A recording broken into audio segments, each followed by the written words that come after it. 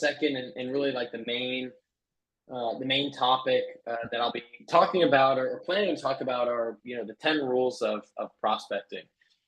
Just to for a minute, just to kind of set the stage, I'd love if everyone was while we're here. I always ask this at the beginning of anything to just if we're here to really kind of share this next 50-ish minutes together by turning off our Slack or Teams or email notifications, take some notes, and if possible, I hope that there's one or two nuggets that you can take from this that you might be able to take action on today, whether if you're an individual contributor or if you're a leader, to implement with your team. And that's the best way to make the most of this hour is like, can you just find one nugget that could incrementally improve the process that you have today? For those that don't know me, this is me. I'm Tom. I run my own company called TA Sales. Spent about 10 years in the sales profession before that. I sold Cutco knives in college. Just quick, like, throw a one in the chat if you either sold Cutco knives or have bought Cutco knives. I don't know if any of the friends in Europe, I don't think it exists there, but it's essentially door to door selling knives to people in their homes. So maybe we've got a few people that have slung blades before. Cool, had a demo, but maybe Lisa wasn't buying. Okay, and then got into tech sales. Went over to most recently I was at Gong for the last couple of years. Left there at the beginning of 23 to start this business. We've trained over 1,000 SDRs, AEs, founders, and leaders as part of the 7-figure prospecting program that we have.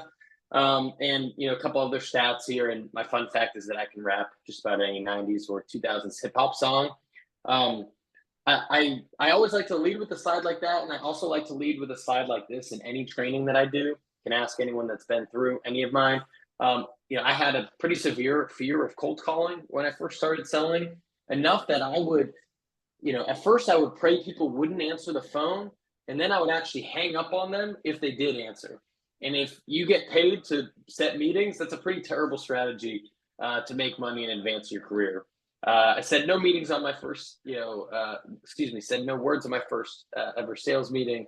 Still deal with a lot of the, anxiety or imposter syndrome sitting in front of a great group like this. And I include a slide like the last one, hopefully to build some credibility over what we're going to talk about in the next 45 minutes. And I include this slide to show that there's no silver bullet.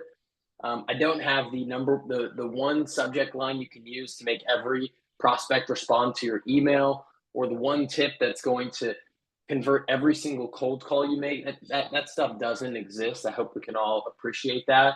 But there are some real frameworks that work for people, and they're rooted in psychology, and you have to work on them for them to actually work. So just learning something isn't going to do anything if we're not implementing them. And also probably adjusting the approach if you're selling to a VP of sales or a CIO or a small pizza shop owner or a veterinarian clinic. You might need to adjust some of the things that we talk about to meet the goals that you have. So I just always like to set the stage that way. We'll get into some content, and I'm down to go off the rails. If we have questions, feel free to throw them in the chat. You can come off mute. And if we only get through 2 of the rules, but we have a great conversation, then I'm cool with that. That sound good? Check the chat real quick. Yeah, ding the sales rapper. I should. Love it. Okay, cool. We've got some good Cutco fans here. That makes me happy. So, I'll start off by just showing you all of the 10 rules, and then I'll go deeper into each of them. And these are what I've come up with from my own career, from doing the trainings, from working with great people in the space. And you can see them all here, but let's just dive in and let's spend some time on each of them. So first and foremost, I'm a deep believer in problem-based prospecting, problem-based research. So when I'm thinking about researching, before I do anything related to prospecting, I'm always starting at the problem. When I work with companies, this is the first thing we do. If I were to start a new job as a salesperson, this is the first thing that I would do. And typically, and Danny, I've got some takeaways, like some some worksheets and things like this related to a few of these slides. So maybe we could send these to everyone afterwards that they can use on their own. But the first thing that I do is, typically in any role, I find that I'm selling to about 2 or 3 different personas. And each of those personas tends to have around 3 main problems that we can solve for. Okay, so I'll talk about Gong just because that's where I worked before doing sales training. And typically I sold to a VP of sales, I sold to a head of enablement, and I also sold to like a frontline sales manager. Now, if I'm going to go cold call or send an email or a LinkedIn message to those people, they all have very different problems, right? The VP of sales is probably looking out 2 or 3 or 4 quarters down the road. They're focused on the revenue growth. They're focused on, are we going to get to our next, funding milestone? Or if it's a public company, are we going to hit our quarterly earnings report? These are very high level, conversations that he or she is having. The enablement lead is probably focused more on, onboarding, time to value for the reps that they hit quota more quickly once they get hired, what their skill sets are, the continuous learning culture that they might want to build. And a frontline sales manager, really just cares about the 5 to 10 reps on their team. And are they skilled? Are they hired? Are they trained? Are they hitting quota? And one product can satisfy the needs of all these people, but you need to describe it in a different way. And so something that I can give everyone after this is a worksheet that helps you to kind of identify what some of these are. And if you might have it in your head, but I find it really helpful to just get it on paper of, these are the people I'm targeting. These are the problems that they have. Because of these problems, this is an impact that might happen. So in this example, if a VP of sales, she misses her target 2 quarters in a row, well, first of all, her job's probably in jeopardy. A lot of other people in the sales department job might be in jeopardy. Depending on the company size, the company might be in jeopardy if they don't hit their next funding round or they don't hit their next growth milestone or whatever's happening. So these are really high stakes. And the same might be said if you're, whatever you're selling, if you're selling cybersecurity and there's a breach, that's a huge problem, right? And so to understand the impact that might happen if our prospects do nothing, the cost of inaction, or if they make the wrong decision, that needs to be clear in our minds so that we can have conviction when we're going out into the field and into the marketplace. So this is the place that I always like to start. And if I have a really crispy point of view over how I help someone and the problems that they might have, then the solution part is easy. The product is easy. All the other parts of sales and doing that are much easier if you really, really nail the problem statement. I'm just curious if anyone has done an exercise like this or feels like they have it zoned in, or maybe has questions on where they would start, anything like that. So just chiming in here, Tom, we do this outbound review session with Harry Sims. When we do those, like we do coaching live, this is the #1 problem most people have, is that like they don't have a really clear understanding of the ICP, or perhaps like they're thinking from their perspective and not really from, the prospect's perspective. So I just wanted to call that one out. Like, I think this one is so useful if you do it right. Yeah. Cool. I'll keep going if there's no questions. The second step is looking at triggers within our ICP. Okay, so I typically do 3 levels of research. I do a problem base, I do an account base, and I do an individual base. So at the trigger level, what I'm looking for are maybe 2 to 4 main triggers that might indicate that someone's in market for me to buy, right? And there's a bunch of different ways that we can find this depending on who you're selling to. So one might just be publicly available info, a 10K report from a public company, an earnings report, a job board, seeing not only are they hiring, but you can go into those job postings and see what is expected of those people that are hiring. Public podcasts or articles that executives might have been on. I go to a site, listennotes.com, that can easily archive, a bunch of different podcasts that someone might be featured on, right? So that's all publicly available info. Within your own system, I love going into the CRM and seeing close lost opportunities. Why did we what happened when we talked with them 12 months ago or 18 months ago? Who was involved? Why were they interested? What problems did they have? Why did they choose to go with our competitor or make no decision? How can we revitalize that opportunity based on what we found? Have they interacted with marketing?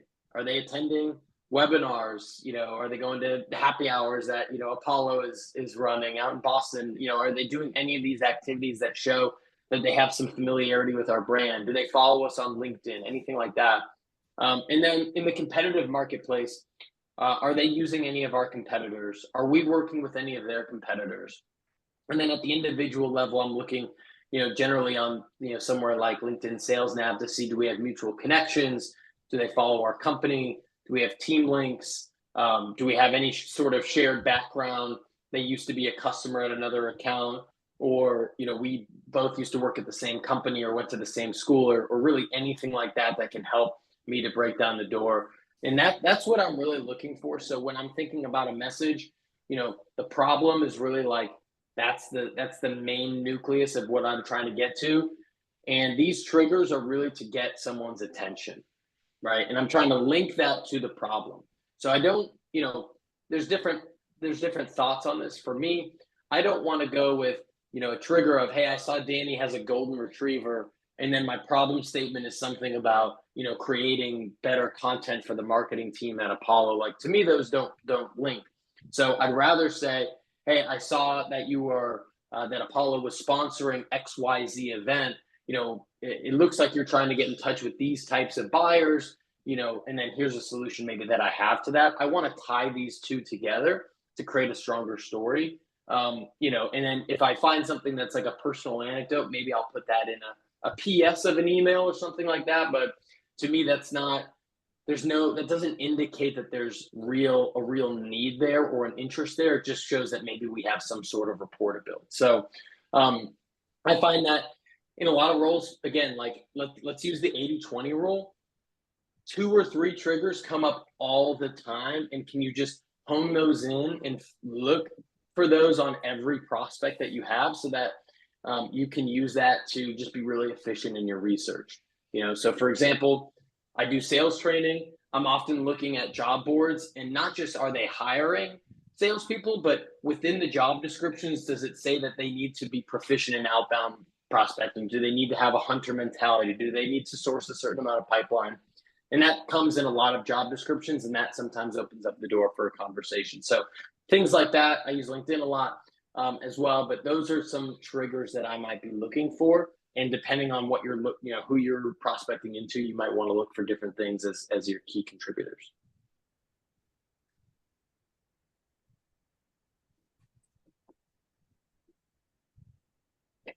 How we feeling? We're starting on the basics here, but I just want to see if anyone's using maybe even anything different than what's on this screen as a really good for them. I feel like we could all probably learn from each other.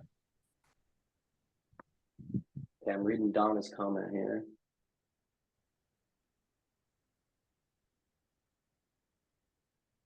Love it.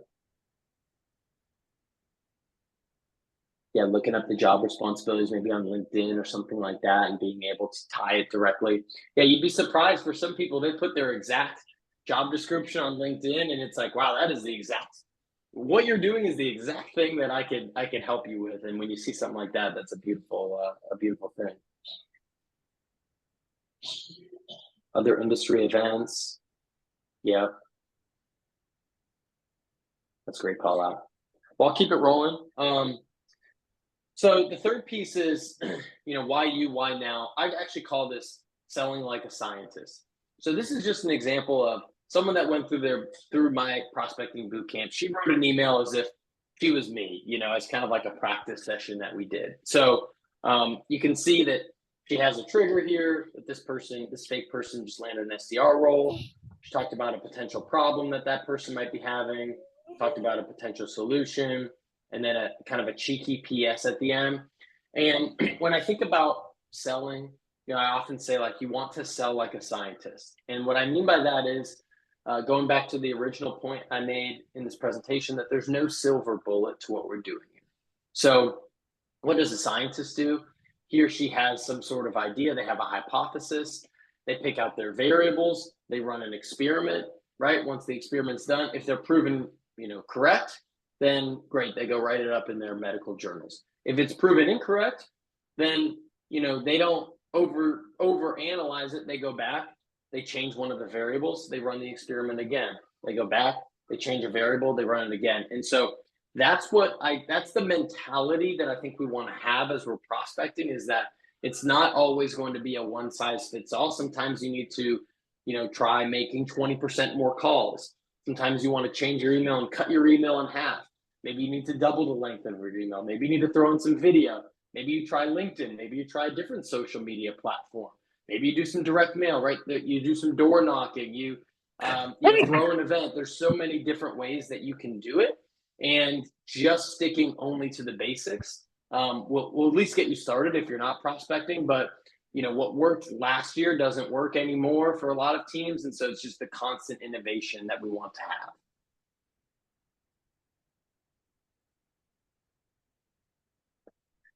Okay, the fourth piece.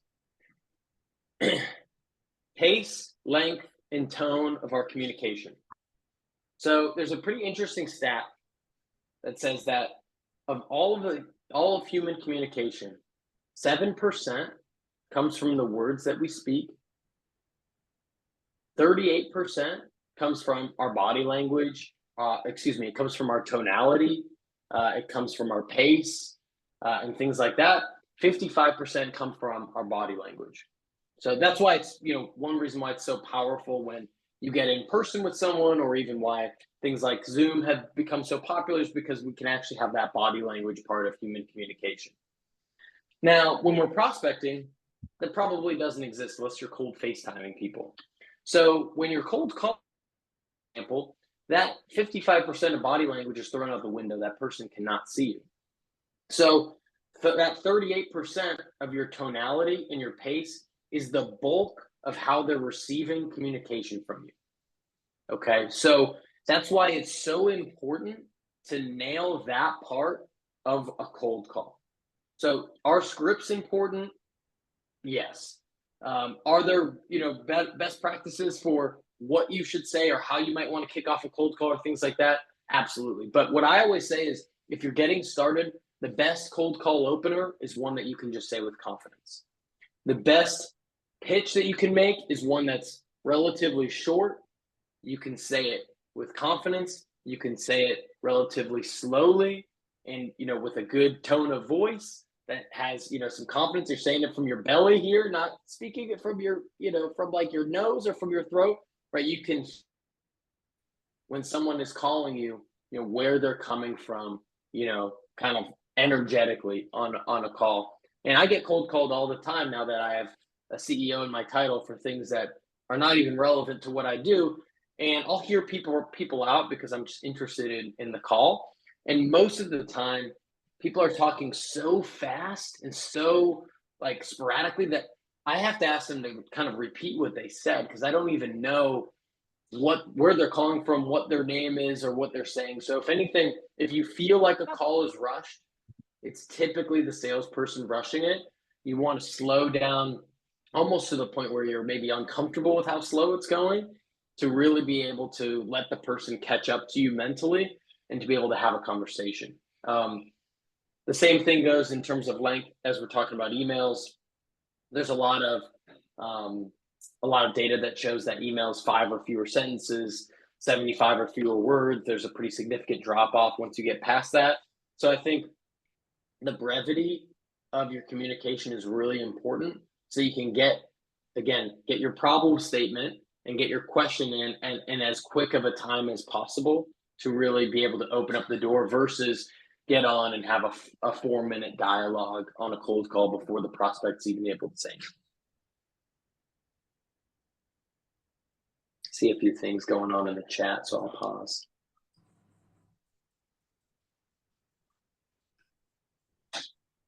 Oh yeah, Kathleen. So the 3-second rule. So when I was at Gong, they did some data analyzing cold calls that said top performers, when faced with a question or an objection, top performers pause 5 to 6 times longer than bottom performers.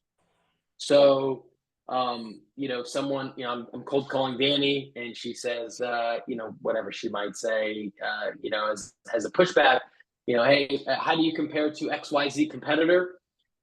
The bottom performing reps took about a half a second to respond, which is pretty quick. They just jumped, they got defensive, they pushed back, and just reacted as quickly as they could. Whereas top performers took on a cold call an average of 3 seconds. On a Zoom or like a scheduled call is closer to 6 seconds, which doesn't sound like a long time. But if we just like play this out and we just like that's a 3 second pause. That's a good chunk of time. And there's a few reasons why that helps. One, just basically, it allows us to catch up to the conversation, right? It allows us to just think, gosh, what should I say next? Should I ask a question? Should I respond? Should I hang up, on them? Like what should I do next? And it also displays more confidence. The most confident people that I know and the people that hold maybe power in a conversation or in a deal, they're not usually jumping to reactions. They're usually the quietest person in the room. They're usually spending more time thinking, and when they do speak up, they say something with a lot of intention. And so you can create that paradigm just even by slowing down, and at the very least just letting your brain catch up so you can be in sync with whoever that you're speaking to. And so if you feel uncomfortable completely pausing, you could even just give like a to buy you a couple of seconds. But I can almost guarantee whatever you say after 3 seconds will probably be a more thoughtful response than if you just jump to whatever you were going to say originally. And the last thing at the bottom here, if you're struggling with confidence, if you're struggling with tone, is evaluate how you're feeling when you make a call. I talked about being afraid of cold calling. I have a story, a bigger story. I'll tell about that in a second. If you were feeling really low energy, you might want to, stand up. You might want to, there's some kind of like cheesy things that you can do, but they work. You can stand up. You can create some action. You could do, 5 jumping jacks or something to get your energy going. You can play some hype music. I would play some Young Jeezy myself to get going. Or if you're feeling really overwhelmed and like your heart's racing, I would do a couple deep breaths or a couple box breaths. And I still do that before a big call that I'm nervous about. I'll take 2 minutes and I'll just close my eyes and just go in and out. I have, a great friend of mine who's an amazing salesperson. The first 6 months of his career, he would only cold call with sunglasses on. He was indoors. He was in his apartment, lived by himself. No one could see him, but it just made him feel more relaxed to put sunglasses on when he was doing it. So find something, even if it's weak, to keep yourself going and get yourself out of the comfort zone if you're feeling resistance. Because all the tactics in the world won't mean anything if you can't get past the point of resistance on calls or emails or whatever you're doing.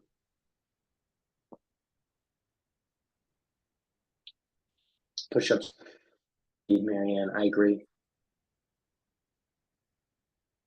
Yeah, hi Tom. Hey. Hi, I got a question. For the length part, as we had a previous webinar where Harry was there. So he said there he doesn't believe that the email should be 75 words or below less, or it can be more than that, because at the end of it's a personal choice at the end, because nobody knows what will work for them. So I would like to know, in your journey or in your experience, you have reached out to a lot of people. So in your experience, you must have tried writing long scripts, and you must have also tried writing small scripts. So what's your experience in that part? Yeah, it's a great question. And again, no, only one right answer. I can only, share from my own experience or people I've worked with. The 75 comes from data from Lavender, and I don't have the report on me, but they've analyzed millions of emails and saw, just a pretty significant data point of response rates dropping past 75. So, there's probably not a big difference between 74 and 76 words. It's not like that's like the one golden cue, but it's more of just in my opinion, it's more of a mindset to have that we want to be as concise as possible. So I'm not counting words on every email, but I am counting sentences, and I'm looking at it, and when I'm looking at the email, I can see like, are there maybe 2 or 3 lines is what I'm looking at. And to me, obviously my messaging needs to be good, but the initial test I want to pass is this a non-threatening looking email? Like, I think we've all got, like, LinkedIn is tough with this. Like, I'll go into LinkedIn and I'll get a DM from, I don't know, a recruiter or something, and it'll be 7 paragraphs long. And those 7 paragraphs, they could be saying, hey, Tom, you just won $1 million. You don't have to do anything. All you have to do is respond to this message and I'll send you $1 million. And I would never get that money because I'm not reading that message because it's too long and I get overwhelmed by it. So I think the 75, to me, in my experience, is like, I'm not counting it out. I'm not trimming it and it doesn't hit 77 sometimes, but I do want it like 4 or 5 sentences, and I want it to be very easy to read. And I want to try to cut out the fluff so that someone can just take 30 seconds, read this, and it's easy for them to respond either yes, let's have a conversation, or no, I'm not interested. Thanks, Tom. That was a great feedback. Yeah, for sure. Yeah, a lot of data there, David, for sure. Yeah, yeah, copy and pasted a white paper. That's hilarious. Yeah. Yeah, agreed with David also. The higher the level you're going to, the shorter it should be. If you're going after a C-suite, they, generally speaking, want it really, really tight. And not even just prospecting, even if you're working a deal, if you're sending any sort of message, just keep it really short. So that's a good it's a good rule of thumb. Keep this thing going. So the 5th step is there's 2 rules of fishing. Number 1 is you fish where the fish are, and number 2 is you don't forget rule number 1. Okay, so why I'm saying this is relating to sales sequences. I happen to use Apollo for my sales sequences. Danny didn't pay me to say that, but it's just true. And when people ask about a sales sequence or a sales cadence, there's a lot of questions that come up. So there's a few things that we should just talk about, some data that I should share here. So number 1, if you use 3 or more channels, a channel meaning email, LinkedIn, phone, direct mail, other ways you might reach someone, 3 or more channels gets on average a 5 times higher response rate than just 1 channel. So if you say, I'm a great cold emailer, but I'm either afraid to cold call, or I don't think it works, or I don't know how to use LinkedIn, or I've never tried video or anything like that, just know that you're hamstringing yourself by only using 1 channel. And the reason for that is that we can make an assumption on what our buyer's favorite channel is, but we can't know that for sure, right? We can assume based on a persona that, a sales leader is cool getting cold called, and a CFO would prefer an email, and, a marketing manager would prefer to be LinkedIn DM'd. And maybe that's true sometimes, but it's not true 100% of the time. So, we want to reach out on multiple channels to be able to break through. Our biggest issue most of the time when prospecting is just obscurity. These people don't know that we exist. They don't know that our company exists.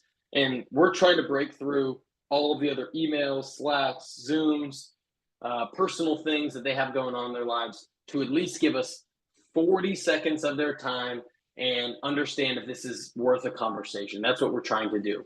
And so for me, this would be a common like starter sequence that I might run. That's about 12 or 13 steps over 4 weeks, 1 month. And you'll just notice that I've got a LinkedIn, an email, a phone call, a video, all in here. And even if it's not the perfect sequence, I am trying to get them in multiple different channels to try to break through to them. Now, what I'll say on top of that is that I have worked with people that book 90% of their meetings on one channel. An amazing cold caller, a great email writer, someone that dominates on LinkedIn. The other channels that they use point the prospect back to those channels. So, for example, if I was a great email writer, cold email writer, and that's where most of my meetings were getting booked, I would still make a couple cold calls. And if I left a voicemail, I'd say, hey, Danny, this is Tom from TA Sales. No need to call me back. I just shot you an email. The subject line is Purple Panda. Hope to catch you there, right? And so, number one, I'm not asking her to do something somewhat unreasonable, which is to call me back, which I don't think she's going to do anyway. And second, I'm pointing her to a channel that I think is my strongest channel. I might add someone on LinkedIn and say, hey, Danny, shot you a couple notes, wanted to put a face to the name, hope to catch you, at some point in the next couple of weeks, right? I'm just referencing that. Or I might send an email, hey, tried to catch you live, had an interesting idea I wanted to bring up based on some conversations we're having with other companies in the XYZ industry. I'll try again tomorrow. So I'm trying to point them. For most people, email is the most comfortable channel. And so you might funnel your other activities towards that. But I know plenty of people that just rip 100 dials a day, don't like email, and do it the reverse, where they might have a few automated emails that just buffer in between 10 cold calls in a sequence. Interesting. Multi-channel, yeah, agreed. I want to keep on time here for our Q&A as well. So number 6. So this is, first of all, let's just get let's get this out of the way. We got Jack the dog here. This is my dog. I like to include him on just about every slide deck that I have. So this is no exception. So let's bring it back to when I was first starting to cold call, when I was doing Cutco sales. I was hanging up on people. My sales manager could see that. That's not a very good sign. And he essentially talked me into, hey, this summer, every day we're going to make 25 calls. We're going to come into the office in the morning. We're going to make 25 calls, and then you're going to go off and you're going to do whatever appointments that you have. And so I said I commit to doing that. I did that 7 days a week for the whole summer, whatever summer that was when I was in college. And what that taught me was just the consistent system of what I call outbound mode, right? So here's the process. It's very simple, but it's not easy to commit to, or it's not easy to stay disciplined to. Okay, so here's what I do. I still do this, just about every single day. I did it earlier this morning. Number one, prep always starts the night or the day before. So when I step in to the office in the morning, I want to know who I'm calling, who I'm emailing. I want my research done. I want people in my sequence. I don't want to step up and have an hour-long call block and spend 40 of those minutes on LinkedIn or doing some sort of research, right? I'm doing my calls during my call block. So I always prep the day before, block off the calendar. I'm sure a lot of folks have told you to do that before. I like to do, I think a 60 to 90 minute window is great. If you're an account exec, you probably need 3 or 4 of those per day. If you're an SDR, it kind of depends on what your job is, but I try to treat this as the most important meeting I have for the day, because it's, meeting with, me helping my future self. Turn off distractions, just like I told all of us to do at the beginning of this call. My Slack's off, my email's off, my phone's in do not disturb. I'm not on LinkedIn unless I'm sending messages. I'm not on Instagram. I'm not watching a YouTube video. I am doing that thing at that time. My mood follows my action. I got this from Rich Roll, who's an ultra marathoner that I had on my podcast once. So rather than expecting me to be in the mood to prospect, I know that once I start taking action, my mood follows. Kind of like if you wanted to work out and you're dreading it, but then once you start running or doing your first few yoga poses or whatever it is, the music's playing, you start to feel good. The same thing happens with prospecting. And then the most overlooked of all these is what I call the Jack rule, and that's why I have him on the slide, is when I want to train Jack to not pee in the house or something like that, I give him a treat. So most of us, relate prospecting or exercise or some of these like short-term pain, long-term gain types of things with a lot of pain. And so what I found is if I actually give myself a small reward at the end, my brain gets a little bit more excited when I go to show up to do it the next day. So it doesn't have to be a big thing. It could be taking a walk around the block. It could be grabbing a cup of coffee. It could be zoning out on Instagram for 5 minutes. Whatever it is, just stepping away from the laptop. But if I do that after the hard thing, the next day I'm more likely to show up, and the next day I'm more likely to show up. And the hardest part of prospecting is turning this into a habit. The tactics are all out there. We've talked about some of them. There's plenty more, but the hardest part is just stepping up every day and doing it. And this is, for me, the best way I found to actually consistently go through it every day.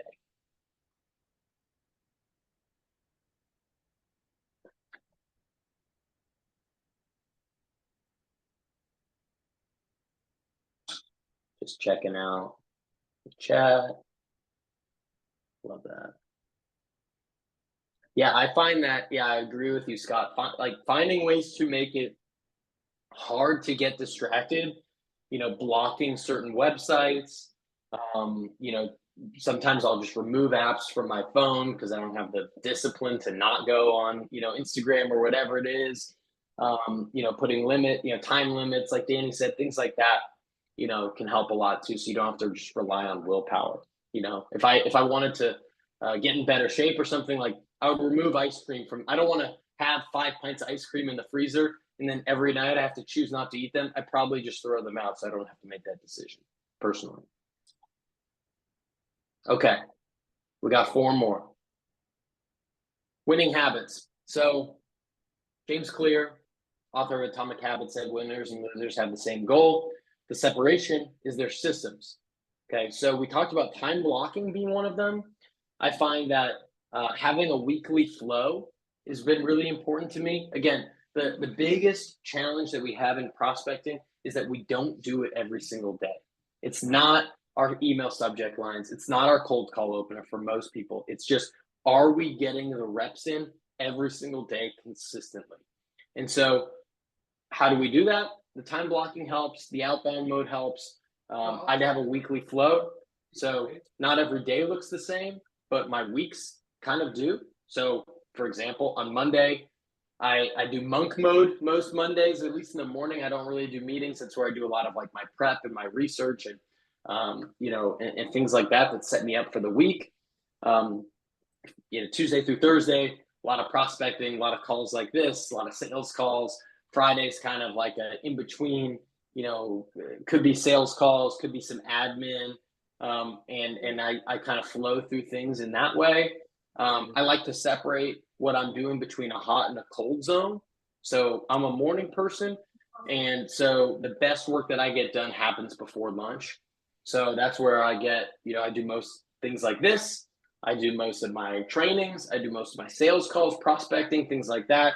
I want to get all of that front loaded as early in the day as I can. And then I do more of my administrative follow-up, research, prep type of things later in the afternoon. You might be the reverse in terms of your energy, and you might want to flip that equation. But, you want to align, like 1 good hour for me is equal to 5 bad hours. Like if I'm in the zone and I'm flowing, like I can be more efficient and more productive in 1 hour than I can of 5 hours where I'm tired and it's right after lunch. So I want to match what I'm doing according to that. Like if I've got my highest value tasks, I'm getting those done when I have the most energy. And the other stuff I'll get done when, even if I'm tired or need to put on a podcast in the background. But it's really hard to make a cold call. It's really hard to do a really good sales demo. It's really hard to do a webinar community call like this if you're feeling really low energy. So those are some things that I like to do to, again, just try to ensure this turns into a habit. You can feel free to keep putting questions in the chat. I'm trying to get through these last 3 points in the next 3 minutes. So we've got like 10 minutes dedicated to Q&A. Number 8, this is just a simple story. There were 2 teams that wanted to go across and hike across the South Pole in the early 1900s. One team decided they were going to go based off of how they felt. Some days they'd go 50 miles, some days they'd go 0. The other team said, no matter what, we're going to go 20 miles a day. And team 2 not only won that expedition, but team 1 died along the way. And I know that's a little heavy for what we're talking about with sales and prospecting, but the crossover is real. Most people that I see are not sure what their inputs should be every day. They're winging it, right? Should I make 50 calls? Should I make 20? Should I make 200? They don't know their sales math. So I have another worksheet. I can share all this stuff with Danny and we can get some follow-up going after this. But to try to find what your math should be, and if I know based on my connect rate, my conversion rate, my email reply rate, so on, that I need to make 53 calls and send 27 emails a day, then that's easy. And all I have to do is show up and do those things, right? So we shouldn't be winging it with the numbers that we're going for or have 1,000 overdue tasks in Apollo, right? We should be able to stick to our numbers. And then so if I'm an SDR, now I know, okay, how many contacts do I need to add to a sequence each day? How many accounts should I be targeting each week? And the math can help take care of itself once you can figure out what some of your conversion numbers are. The last 2, we don't want to stop 3 feet short of gold. So they say it takes an average of about 8 touches to get through to a cold prospect. To me, a lot of people send one really good email and make one call and say, well, that prospect is garbage. You know, they didn't get back to me, right? They stop short. They don't do all of the steps necessary. And it reminds me of a story that I heard about a guy that went out west for the gold rush, whenever that was. And he was digging and digging and digging, trying to earn money for his family, was not able to find anything, went back home. A month later, a different person comes up, has a little bit different machinery, and finds a huge chunk of gold 3 feet below where the other person was digging. Now, I don't even know if that's a true story or not, but to me, the point rings true that sometimes we're doing the right activities, but we're just not going deep enough. So that is something that if you're like, yeah, Tom, I'm doing calls the way you said, I'm doing problems the way you said, I'm writing emails short, I'm doing this, I'm doing that. How many touches, how deep are you going with prospects? How multi-threaded into accounts are you going? It's quite possible that you're doing the right things, but just not enough of them or not going deep enough. You're sending 1,000 good emails once versus fewer prospects and going deeper and writing quality emails and quality calls and LinkedIn messages to them. And then the last step is to have fun with it and don't lone wolf it. So another sheet that I have, is one that a way that I try to gamify this all. And I work alone, either from home or co-working space most days. And so I try to find ways to make it fun, create a point system, have a reward if I hit a certain goal. I have a gong, I hit the gong if I close a deal. I'm a member of a bunch of different communities that I can bounce ideas off of. So the fact that y'all are in the Apollo one is awesome. You've got 50 other people here that are doing similar jobs to you that are on these calls that you can help and help each other and work with each other. So to me, don't just try to do it all yourself, but keep joining calls like these and joining these Slack channels and webinars and things like that you can get some answers from too, because most of us are trying to do the same thing. It's hard, but it's not rocket science. It's just maybe you just need to tweak something very slightly, and people are typically very kind and willing to help. So anyways, we got 9 minutes. Those are the 10 rules. And I'm down to, hang here and answer any questions that y'all have about either what we talked about or really anything else.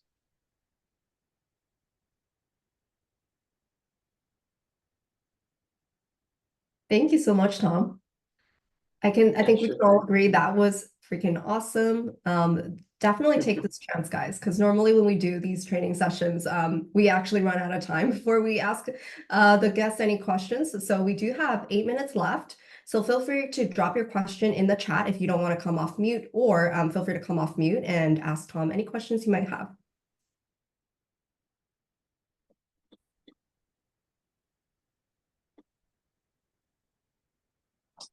Oh yeah, David had a question in the chat on video. I don't find much success in a generic video personally. I've only, and it's, you know, there's some AI actually now that can help you to personalize it for you. I haven't done too much of that yet, but I found pretty solid success like personalizing the video, even just the front part, like the first name or the company.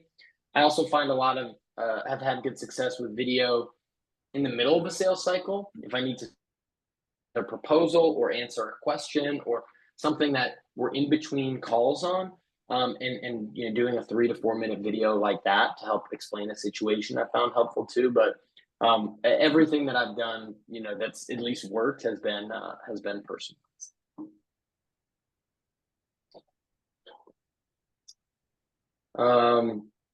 Marianne, I don't know if you want to come off mute and talk about the ICP for a second, not to call you out, but Can you hear me? yep. Yeah. Okay.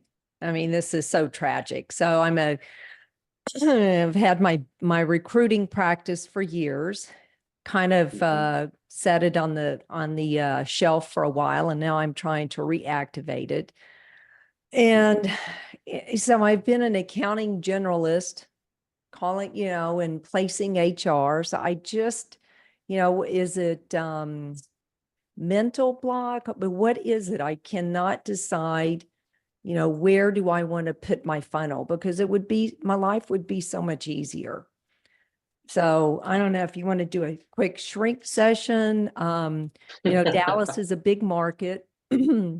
And yeah, so, you know, what is it about us not being able to, I will say that playing around with Apollo can be overwhelming in terms of trying to figure out how to create the play so that it'll be easier to drill those down. So thoughts? Yeah. So you do your firm, it's a recruiting firm, is that Yeah, right? I place accounting, and I mean, I've placed controllers, accounting managers, payroll, pretty much anything that reports up to a CFO. And if I look at my past fee agreements, it's a mix of the hiring managers are either HR or accountants. Okay. And do you feel like the ICP, because it's a two-sided marketplace, obviously. There's the companies hiring and then there's the individuals. Right. You're trying to, oh, go ahead. No, I'm saying yes. Yeah, that's already Okay. part of the issue. Yeah. Yeah.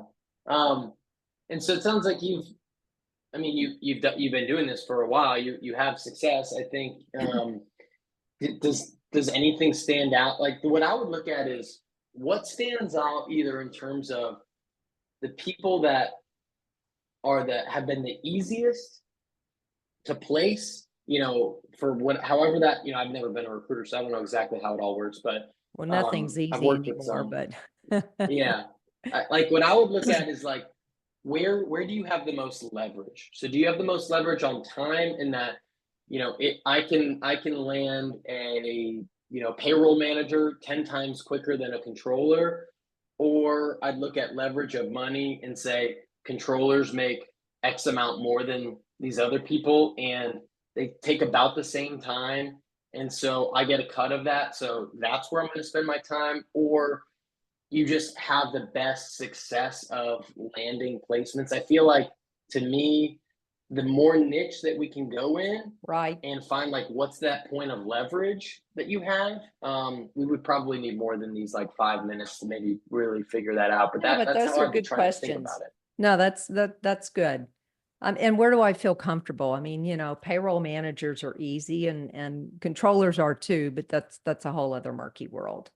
Good thoughts. Thank you. And I will just throw my 2 cents in. This was good to have an expert such as yourself say, you know, have a lot of fishing lines, because that is the common frustration with recruiters now. It's like, God, you know, I'm doing phone calls, I'm doing emails, and then they only respond to LinkedIn. So you just have to be everywhere. Yeah. So thank you for you know, validating us. Yeah, for sure. And it's hard out there, you know, it's hard out there for everyone. So yeah, you got to keep trying different things, trying new things. and you might have one channel that works the best for you. Most people have one channel that they can get comfortable with, Mhm. but keep trying because you never know when you might hit gold on one, and it could be a really great opportunity. And it's just, it's hard to break through to people. Yeah. Okay. Thank you Um, for the thoughts. Of course. I see 2 more questions on here. So Michael, I work for a marketing agency prospecting for government contracts. Yeah, that's so to me that's tough. Marketing agency for government contracts. That's a very niche area. To me, when I think of selling to government, a lot of it, from my experience, I have not personally sold there, but I've had a few customers that have. A lot of it comes down to like the timing of the year, depending on what agencies that you're selling to. And there's really only certain times of year that you can break through. And a lot of these relationships are long standing, and they're very high dollar amount. And it's really hard to break through as an incumbent or as a startup. And so I feel like I would probably spend more time trying to do like the relationship building side in the industry. Like if they have different events or ways that you can visit people in person or something like that. I feel like on the government side, it's really hard to break through, even harder than other industries on like a cold call or a cold email. So I would personally rely more on, do we have other relationships? Do we have a way to get people in person? Do we have a way that we can break through the door that way? Because again, it's hard to catch people on a cold call, if they work for the, whatever it is, for the state government. So that's probably something I would try. I know we only have a minute left. I see Scott talking about direct mail. I've used a bunch of different direct mail providers. I've used Sendoso, I've used Postal. I've not used Lob, but I've heard good things. To me, that I've had about the same experience with all of them. And I think it was easier before COVID because you could go direct to the office, and it felt easier to break through versus now you have to send the email and they have to accept it before you send it, to give their address kind of thing. So I've had if you sell to people that are in an office, it's great. I have clients that are killing it because no one's doing that. Once you get to someone's personal home, it gets a little dicey, and I haven't had as much success. But like thank you notes, working with clients, working with anyone that has signed on, they get a handwritten thank you note. They're glad to give me their address because we're already doing business together. It goes a long way. And I love doing that. On the prospecting side, it's a little tough unless they work in an office right now. But yeah, I find Lob, Sendoso, Postal, Alice, a lot of those companies are pretty similar. Cool. Well, I know we're at time too. I put, yeah, I agree. Follow up with a phone call. I appreciate y'all having me. I did put my LinkedIn in here, so if you have questions, add me. Feel free to DM me, and hopefully I can come back and do another one sometime. And it's great to see everyone. Thanks. Thank Take you care, so everyone. much, Tom. I just added Tom's LinkedIn there in case you guys wanted to connect with him. But after this call, we will also be dropping all of his resources in the community as well. But hope you all have a really awesome week, and we'll see you all soon. Bye, everyone.